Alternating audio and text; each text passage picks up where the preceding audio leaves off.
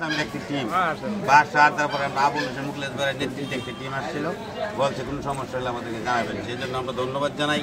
পরবর্তীতে অন্যান্য বিএনপি সহ অন্যান্য রাজনৈতিক দলের নেতৃবৃন্দরা আসছে। জামায়াতে ইসলাম আমাদের যে আজকে যে সহযোগিতা, পূর্বের যে সহযোগিতা, সেজন্য সবাইকে আন্তরিক কৃতজ্ঞতা জানাই। আর বিশেষ করে নবীনগরে এটা কিন্তু বাস্তব মানতে হবে।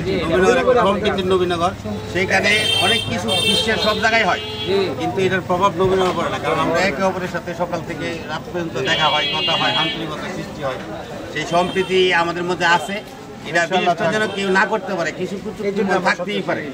এটা আমরাও নিজেরা সতর্ক আছি এবং আমরা সেইভাবে আজকে পর্যন্ত পরম করুণাময়ের কৃপায় আজকে পর্যন্ত পার্সিনলিপি সনাতন ধর্মীদের শারদীয় দুর্গোৎসব শান্তিপূর্ণ এবং সফলভাবে নিশ্চিত নিরাপত্তার মধ্যে দিয়ে সকলের সহযোগিতায়, সকল রাজনৈতিক দলের সহযোগিতায় আমরা করতে পেরেছি। সেই জন্য সকলকে আমাদের পূজা উদযাপন পরিষদের পক্ষ থেকে আন্তরিক কৃতজ্ঞতা ধন্যবাদ।